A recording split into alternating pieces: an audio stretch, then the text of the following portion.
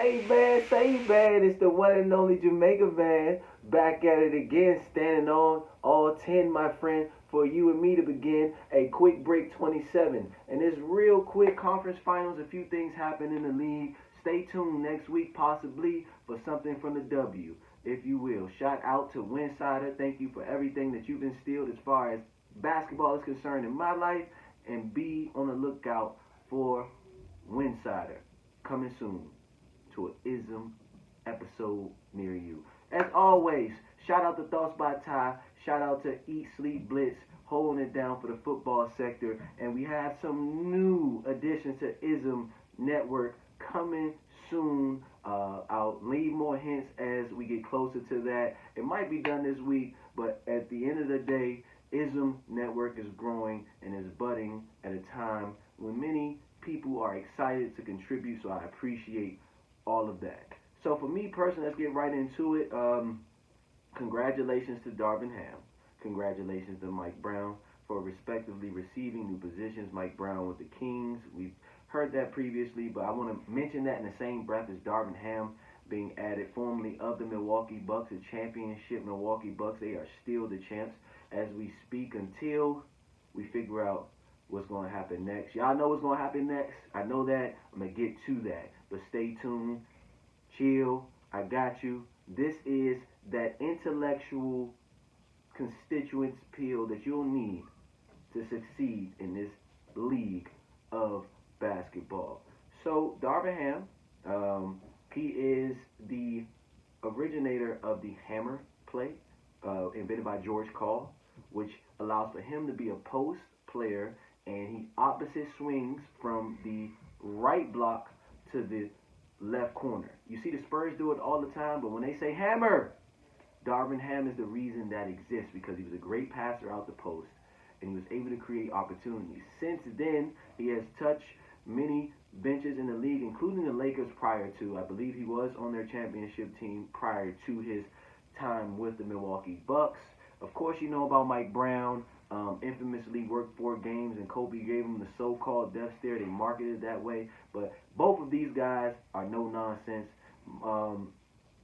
Darvin is more so, from what is being reported, he is a personality coach with emphasis on holding players accountable. I'm not entirely sure what he's going to bring, but he's been allowed to hire his own staff in Los Angeles. I just offered Darvin, please consider Coach Phil Handy as a part of that. If not NBA, please put him in the same position that Darvin's in because he has been developing just like Rico Hines, literally 65 to 80% of the NBA during their off season. So I appreciate the indigenous presence that's happening in the NBA as we speak, and Darvin deserves this opportunity, and he has it. The Lakers have a lot of things to do. We're not going to touch on that. They're not in the league right now as we speak as far as playing in the playoffs, but Mike Brown has coached a defensive masterpiece, and he has his work cut out for him against another defensive specialist, Ime Udoka,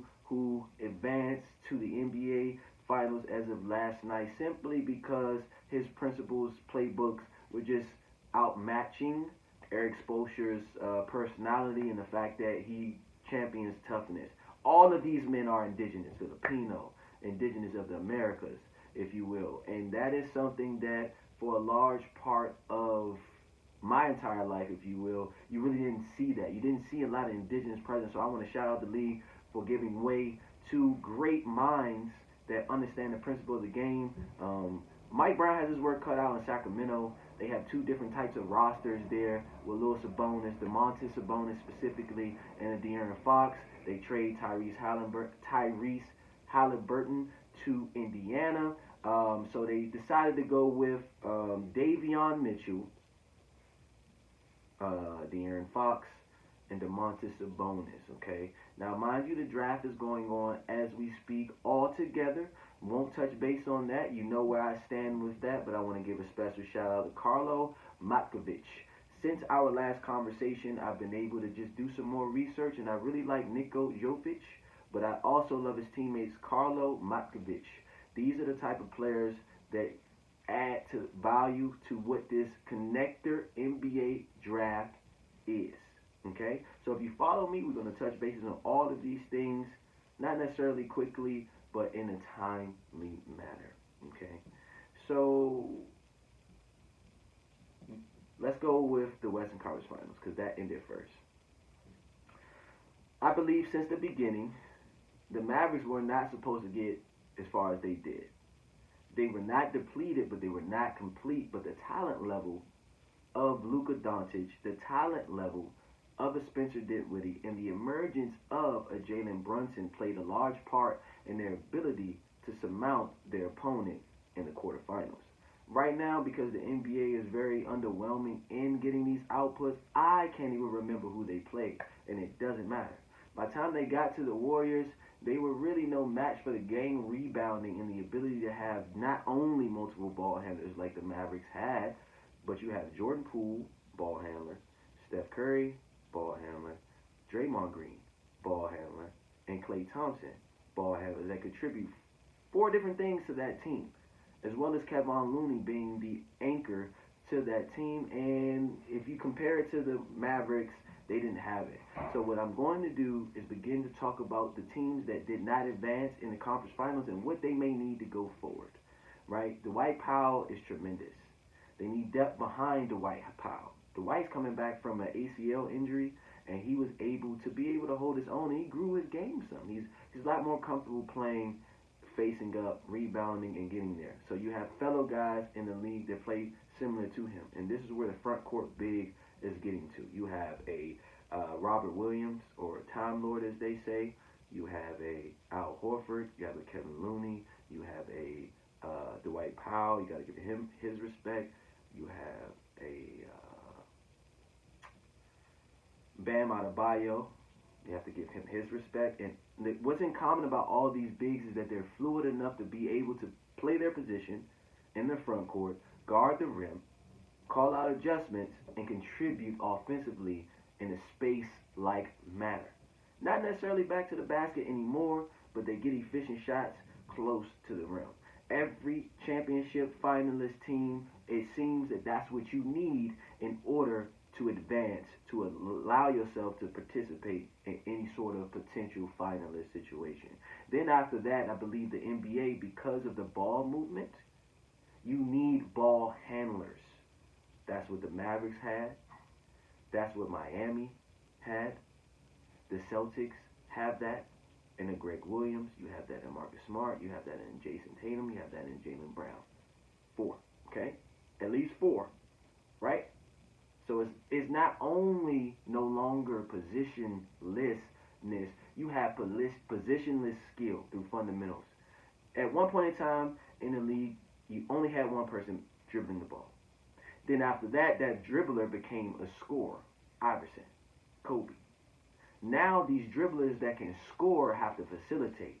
Draymond, Al Horford, Steph Curry, Klay Thompson, Jason Tatum, which Jason Tatum, the reason why he has advanced his game, as I've said previously, is because he's able to make with the scoring. Jaylen Brown is able to do that as well. Grant Williams is able to do that as well. And Al Horford. 4. Golden State, Boston Celtics. Make sense now? If you don't have those 4 ball handlers with 4 different type of skill sets, with the depth and the cross between a young roster, Grant Williams, Time Lord, right? Those are their youth, to what I can recall. You have Jordan Poole, you have Damian Wilkins, you have Juan Toscano Anderson, you have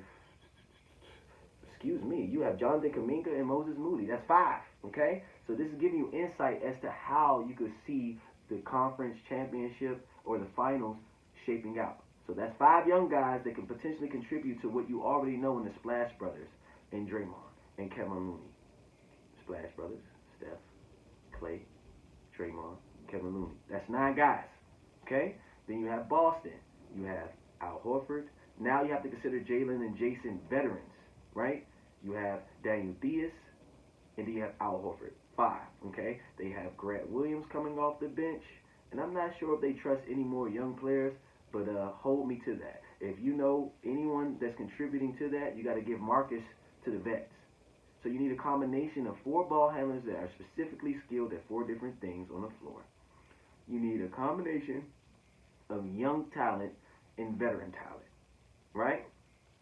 And then you need a coach like Mike Brown to hold Steph Curry, Klay Thompson accountable to when they're playing offense that they have to gain rebound. They still had to gain rebound against the Dallas Mavericks to get in this position. Last night, if you recall, even though Miami did not have all of that formula, I'm going to give them their flowers. This is the second time Jimmy Butler has put this team on his back and literally carried it as far as he could. The shot. He had to take the shot. Someone on ESPN, and I give them their credit. I don't know if it was, I'm not sure who it was. But the reason why Jimmy Butler took that shot was because he was tired. He was tired. He didn't have any more energy to go to the overtime. He wanted to beat them. Got to commend them for it. But where Miami taps out at is the same place that the Mavericks tap out at. They primarily have veteran players. You have talent that was drafted in the late first round, but that means they're a little older, right? And although the new NBA is exciting because of the floor spacing and the ball movement, you still need those creators that are champion from 2003 to 2009. You need to throw a Jason Tatum in there. You need to throw a Jordan Poole in there. You need guys that can create a bucket when all of that isn't necessarily working. Or you need a guy to proliferate your spacing and passing off the fact that you have to account yourself to them. If you notice, as soon as the fourth quarter started, Miami made it their business to double team Jason Tatum. So don't get it misconstrued as to how they made this frantic run. And that's a respectful quote. That's how they were described. The run started because the playmaking was not allowed through Jason Tatum, a ball handler with ISO scoring ability that is playing in a new NBA and understands floor and spacing, but knows that scoring can't be the only way he contributes. Jason Tatum came in the league averaging 8 rebounds. I was like, that's okay. But now he understands the importance of that. So it doesn't look like Jaylen Brown, and when he's inconsistent, is necessarily a detriment to their team because Grant Williams supports him, Marcus Smart supports him. Now, if Steph is not having a good shooting night, you have Klay that supports him, Jordan Poole supports him, and Draymond gets you the good shot. Al Horford gets you the good shot. Miami doesn't necessarily have that. They have the identity, toughness. They have the floor spacing and shooters. They're going to move the ball. You have PJ in that corner, is money. But you still need a player in addition to Jimmy Butler, in addition to Bam Adebayo, that can contribute in ISO scoring. They need a bucket on Miami. The Celtics have a bucket in Jason. The Warriors have a bucket in Jordan Poole. You mix that all together, you're going to have an exciting 7-game series. That was a lot. But that's all I got. We're going to finish nice and strong because all along I've been waiting for this matchup. It's only been boring because several teams in the NBA do not have what it takes. They either don't have the mix of youth, veteran leadership, they don't have the mix of the 4 ingredients that I've described today, and they absolutely don't have buckets on their team. So if you haven't seen them, if you were sad that your team got eliminated, they got eliminated for the following. 4 ball handlers with 4 different skills. 1 bucket player. The combination of young players and older players. And most importantly, they didn't have a defensive coordinator, Mike Brown, or Ime Udoka as a head coach, and an offensive coordinator, Brad Stevens, or an offensively talented coach, Steve Kerr. What you all are about to watch in these 7 games, possibly, I got the Warriors in 5. My LA conglomerate has either the Celtics in 7, Warriors in 5.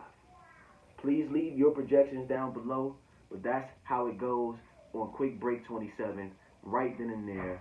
Thank you very much for your time, and without further ado, remember it's in you, not on you. Love you. It's